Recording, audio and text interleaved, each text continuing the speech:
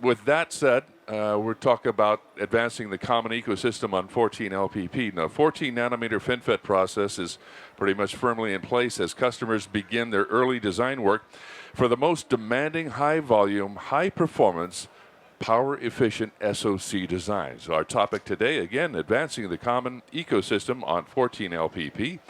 And with me today is Jae Hwan Un, Senior Manager of Foundry Marketing with Samsung. And Dr. Shubhankar Basu, Senior Product Line Manager for Leading Edge Technologies with GlobalFoundries. And Wolfgang Helfricht, right here, Product Marketing Director, Physical IP Group with ARM. Welcome, gentlemen. So we're going to start with Jay, and take it away. Thank you for inviting, Yes. and thank you for coming, everybody.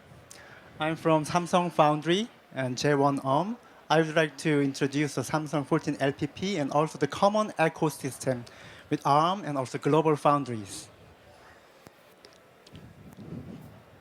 Okay. Yep. So before I start the presentation, I would like to say that 1 year ago, I presented similar 14 nanometer presentation in here, DAC, but at that time, most of people was very wonder, is that really Samsung can deliver the 14 nanometer FinFET process in the world? Yes, that's true. Even I have a smartphone that is enabled by the 14 nanometer FinFET process. Let me show. This one.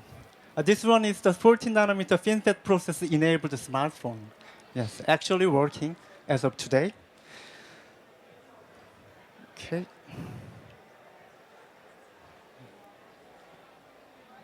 Oh, you got it? Okay. You have it? Yep. This one. That way. So simply speaking, Samsung 14 nanometer is the real in business and mass production. So this beautiful picture, so company does not allow this kind of picture in front of the public, but thank you to the Tech Insights, they reveal this kind of picture by the reverse engineering, so we can show in public today. If you see this picture, there's a very aggressive gate to poly pitch, such like 78 nanometers, and the beautifully crafted this fin is the like 3 fins there, and the uniformity is very nice, look great. So conventional, the transistors only use the width and width, width and length, the variation for the transistor performance. But in FinFET, it is quantized. So we can use 1 fin or 2 fin or 3 fin or 4 pin. So number is like a step. So we are using this 14 nanometer FinFET process to the mobile, to the networking, and also the consumer electronics, and even the high performance processors, including the supercomputers. This process is enabled in 4 worldwide fabs. The 3 fabs located in Samsung, the Korea, and also USA, Austin, Texas. And also same as the Fab 8 in Saratoga, New York, and GlobalFoundries fabs. I would like to show some key benefit of the 14 LPP process in terms of power, performance, and area benefit. So for the speed, the performance-wise, if I compare this 14 nanometer FinFET to the 28 high-K metal gate process, then it is 1.67x faster than 28 high-K metal gate. For the power consumption, only the 0.41. So 41% of the power consumption compared to the 28 LPP process. For the area-wise, this is not just the cell level, but SoC level, such like logic, and also the SRAM and analog and I/O combination. So we can get almost half size of the chipset compared to the 28 LPP. But most of all, the Samsung and GlobalFoundries, the collaboration is the new supply chain model. There was no similar model like this.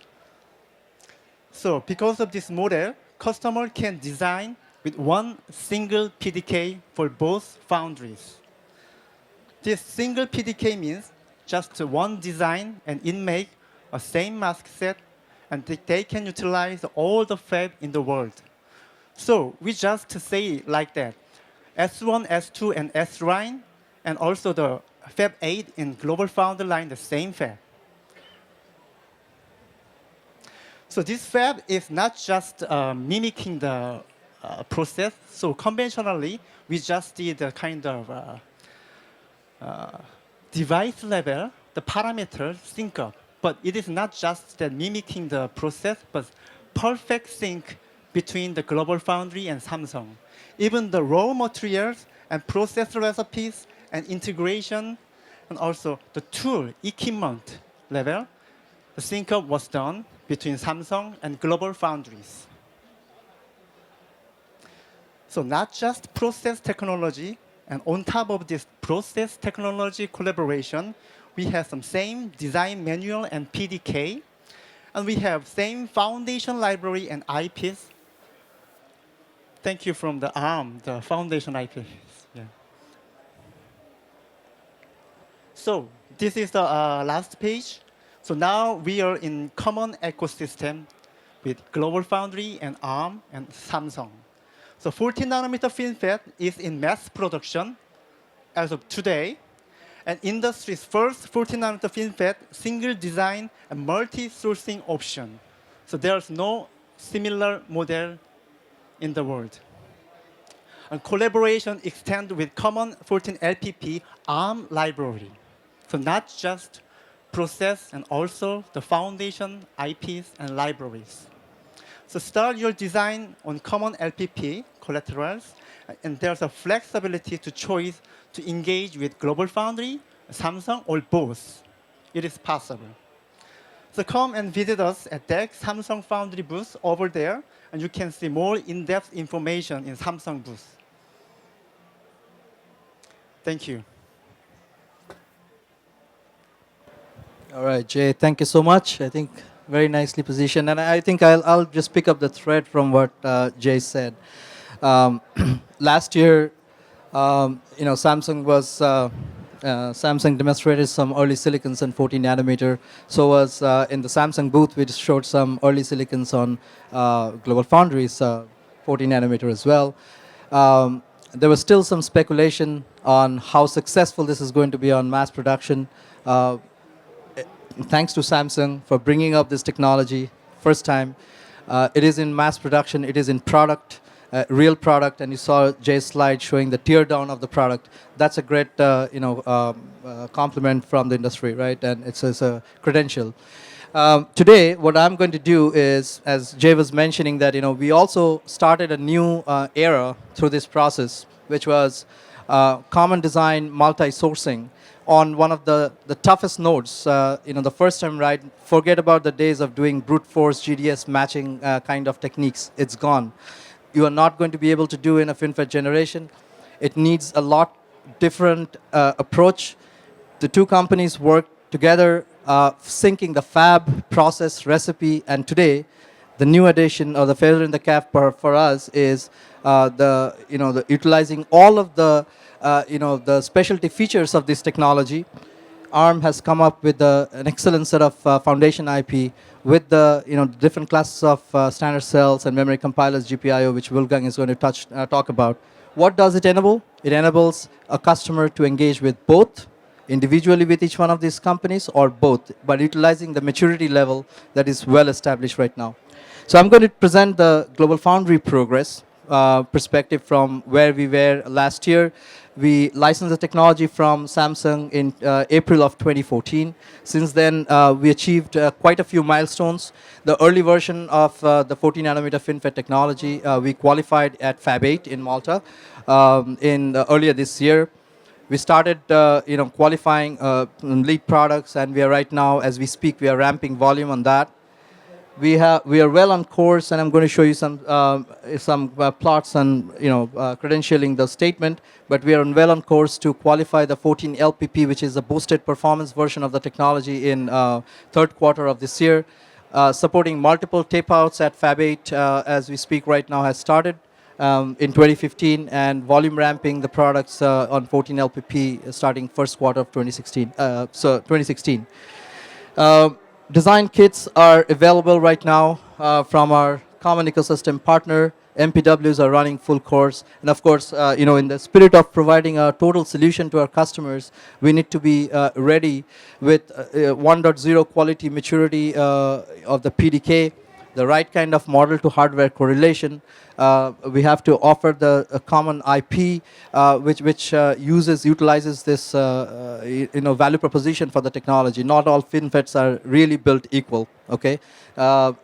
Okay, on this slide, what I'm going to show you here is you can see that, as I mentioned, 14 LPE, first of all, was qualified in our fab earlier this year.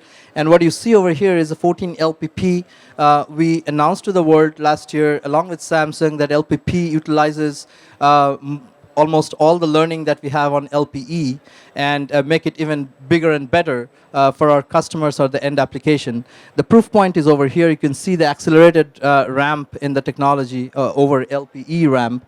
And the good news is that, as you can see over here on the standard metric by which we measured the maturity of the technology, we are almost, in many cases, we are beating the targets. This is our target line, and we are being able to achieve a better than target performance.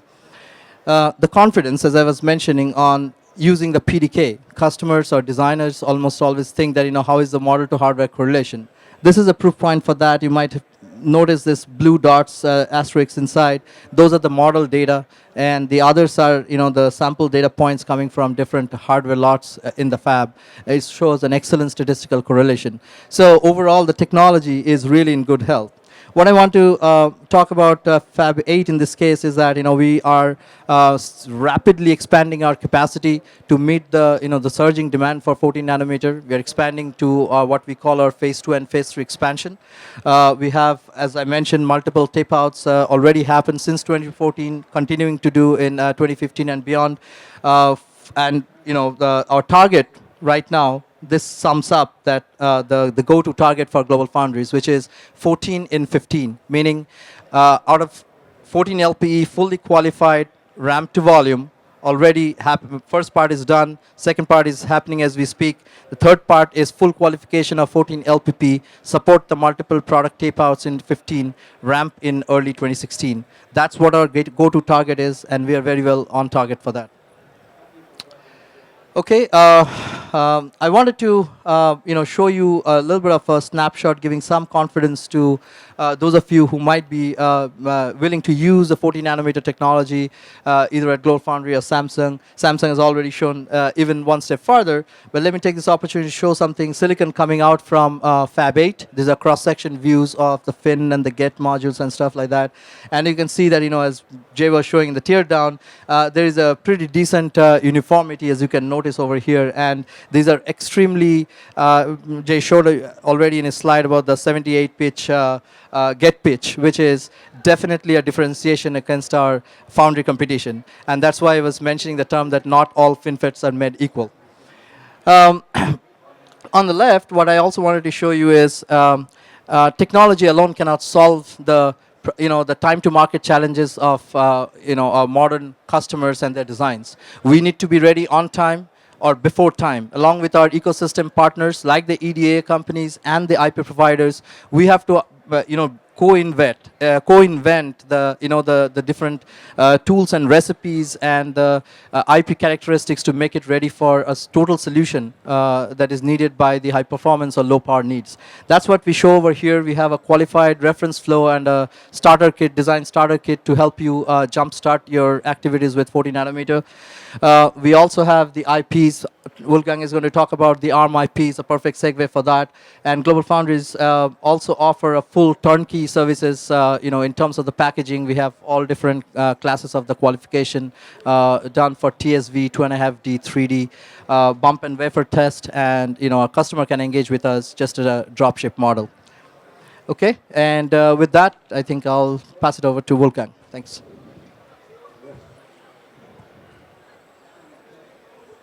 Thanks, Sadaka and Shay. Jay took more or less my fire away where I started with this slide. So I can only repeat, last year we had a demo board. This year we have a running cell phone, so a really great success from Samsung. And there was a lot of skepticism also last year. So I talked about FinFET last year and I heard comments, this will be in 5 years or so. We achieved this. The key point is, and I want to talk a little more about this later on, is also it is one process with major performance improvements, and this enables this not only to be used for mobile, you can also use 14 LPP for enterprise. So it started as mobile, but it's moving also towards an enterprise solution. So you have lower leakage, and this helps a lot.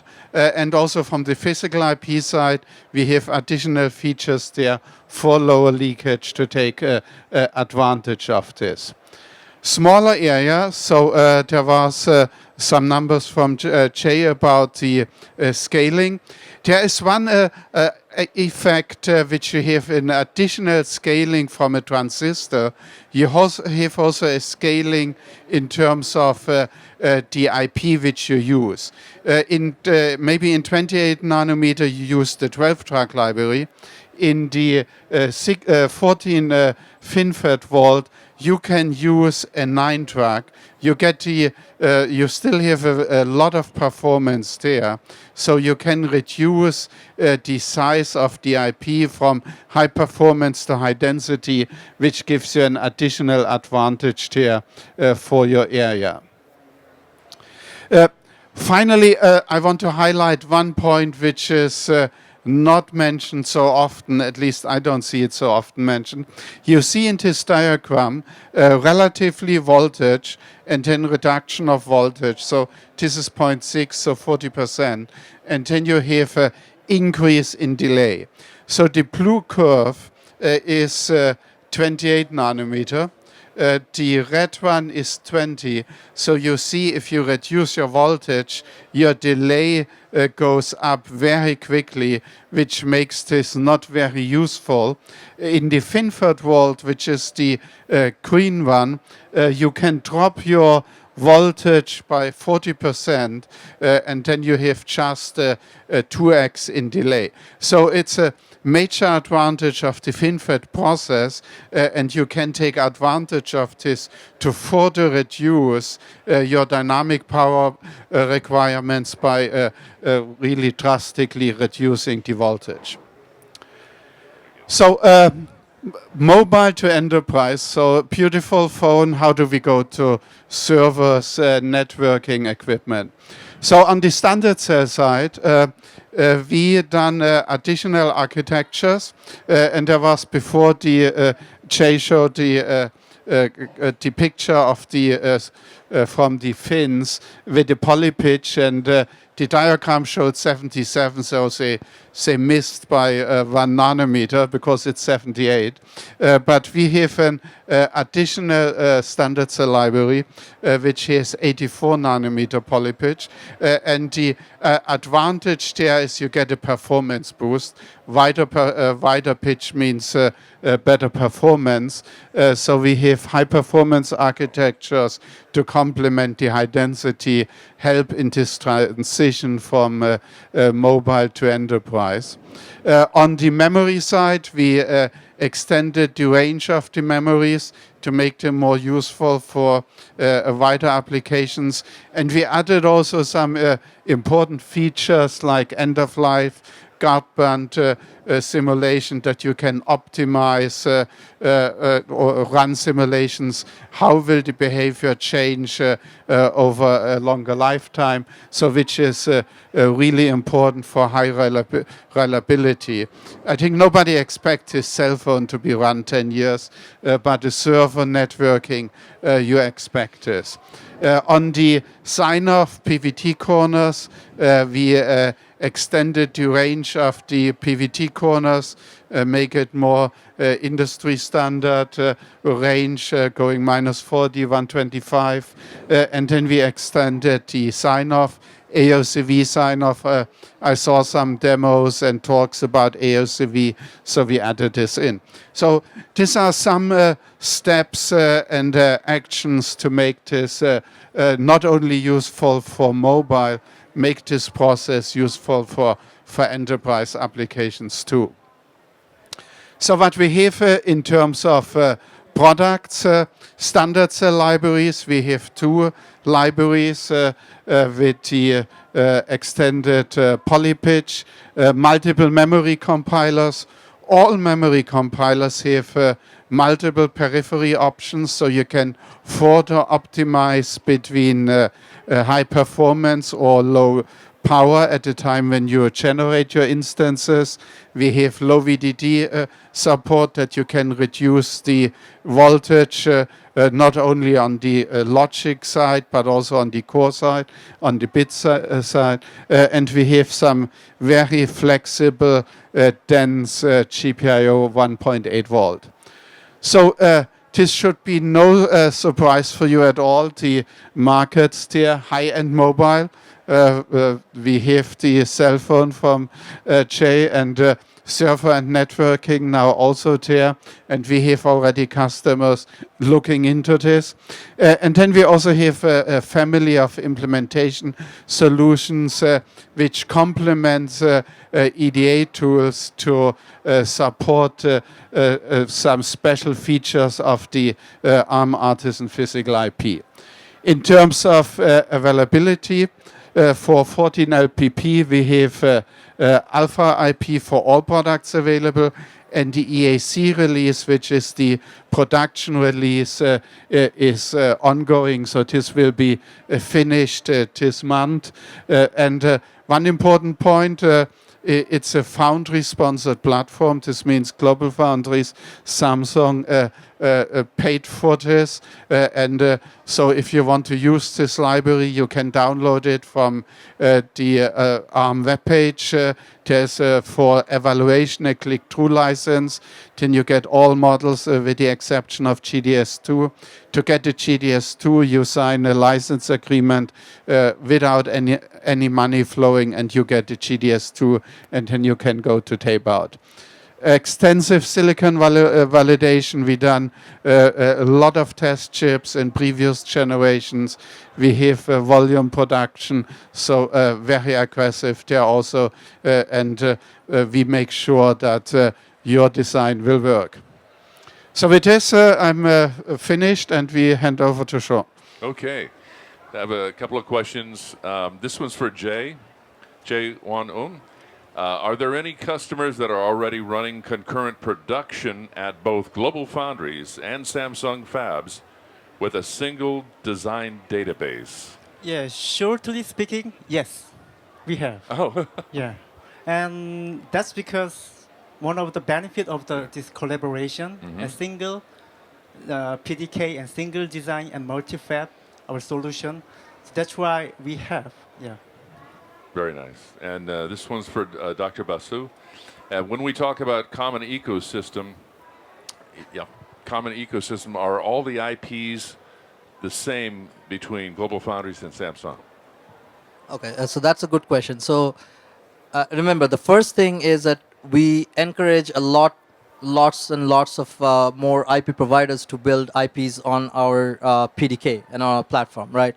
The essence here is having the same PDK and the same process between Samsung and GlobalFoundries. So while we say that we have common ecosystem, yes, we do have that. We each company are free to build more and more IPs on their own, support other partners, but they all work with the same PDK, and these are perfectly migratable for any customer that is willing to engage with any of these vendors. Nice. And Wolfgang, it's pretty known that there are always challenges designing for low power process nodes. But what is the biggest challenge for SoC designers on designing with FinFET? So first of all, if you are a digital designer, you don't see the fins. So the sharks are underwater. There are no fins looking around. The biggest challenge is really take advantage of the capabilities in terms of performance, but optimize for power. You have so much performance. If you are not careful, you build a high-powered cell phone which nobody will use, or your server gets too hot. So make sure you stay within your power budget, and then make sure you handle all the power network correctly for electromigration and IR drop. So there are a lot of tools out here, and you need to use the latest tools. So it's important. There are a lot of special features. And this is for any of you. What types of customers are moving to FinFET? So typically, Sean, the market is driven. The early adoption market scenario is driven by both, as all of our co-presenters showed it.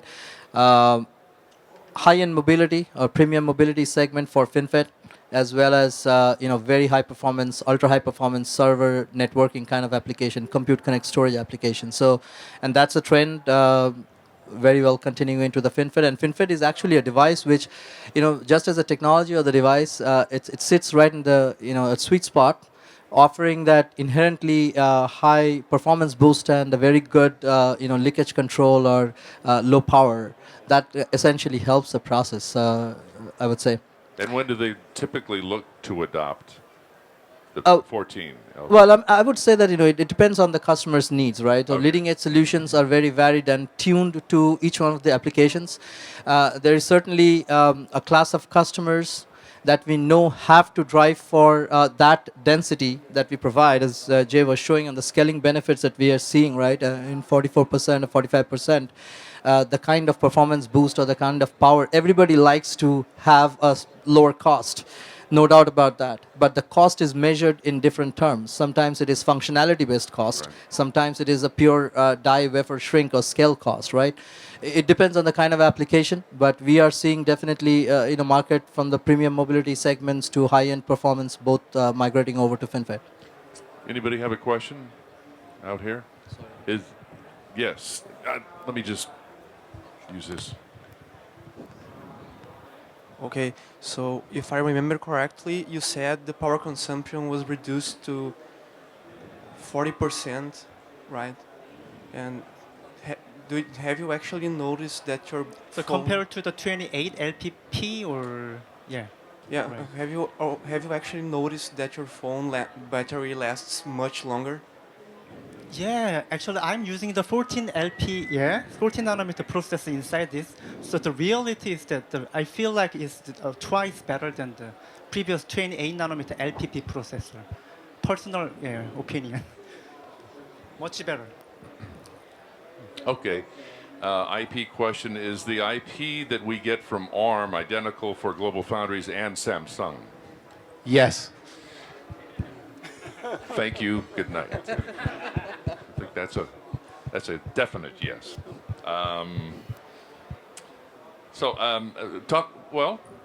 Let's talk about the collaboration. Will this continue at 10 nanometer? I know this is on your minds. 10 nanometer. Okay, let me comment a little bit. So because all the solution, like the collaboration, this came from the customer's demand. So if customers want to collaborate between GlobalFoundries and Samsung and also ARM, why not? So we have very open to the collaboration in 10 nanometer. Right. Yeah. And this is what I'm hearing, this is a long-term collaboration, and it's not going away. That's the message. This is Yes, we're correct. in it Yes. to win it. Yeah, 100%. Yeah, correct. Yes. Okay, great. Any other questions?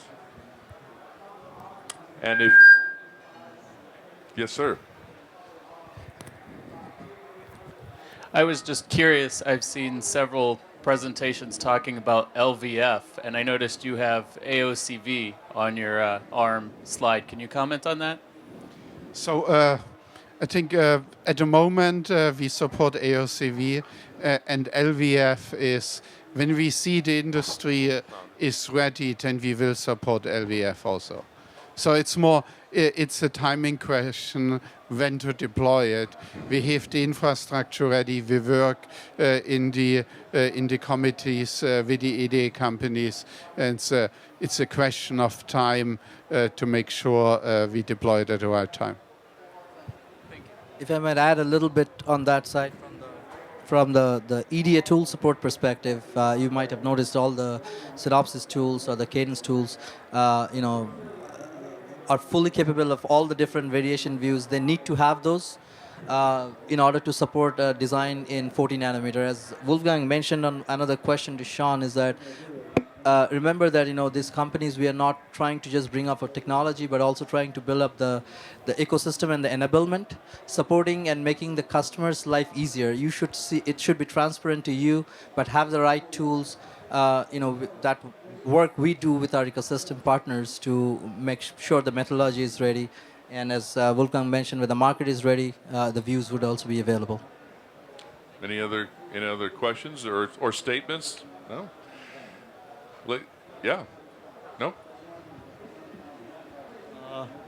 Yeah, so let me do some last comment today. Yeah, so thank you for coming, and we are in 14 nanometer world. So now, today, yeah, the 14 LPP is activated today.